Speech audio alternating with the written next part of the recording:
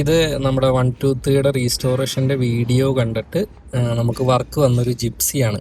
ഇത് 2012 മോഡൽ ജിപ്സിയാണ്. പ്രത്യേകിച്ച് മോഡിഫിക്കേഷൻസ് ഒന്നും ഉണ്ടായില്ല. വരുമ്പോൾ നമുക്ക് സ്നോർക്കൽ മാത്രമേ വണ്ടിയിൽ ഉണ്ടായിരുന്നുള്ളൂ. അതേപോലെ ഫ്രണ്ട് ബമ്പർ ഉണ്ടായിരുന്നു.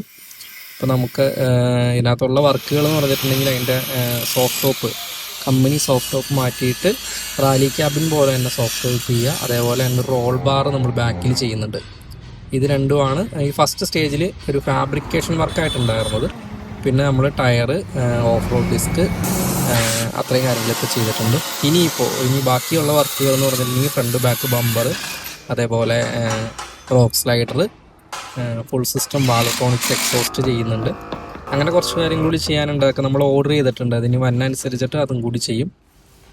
ഇത് ശരിക്കും ഈ വണ്ടിയുടെ ഓണറെ നമ്മൾ കാണുന്നത് തന്നെ വണ്ടി വർക്ക് കംപ്ലീറ്റ് ചെയ്ത് കൊടുക്കുന്ന സമയത്താണ്. എല്ലാം വാട്സപ്പ് ത്രൂ ആയിരുന്നു. വീഡിയോ കണ്ടു, വിളിച്ചു, വണ്ടി വർക്ക്ഷോപ്പിൽ കൊണ്ടുവന്നിട്ടു, പണിതു. 1 വീക്കിനുള്ളിൽ നമ്മൾ വർക്ക് തീർത്ത് കൊടുത്തു. അപ്പോൾ ഇതിൻ്റെ അടുത്ത അപ്ഡേഷൻ, സെക്കൻഡ് വീഡിയോ നമുക്ക് ഇനി അടുത്തത് വരാം.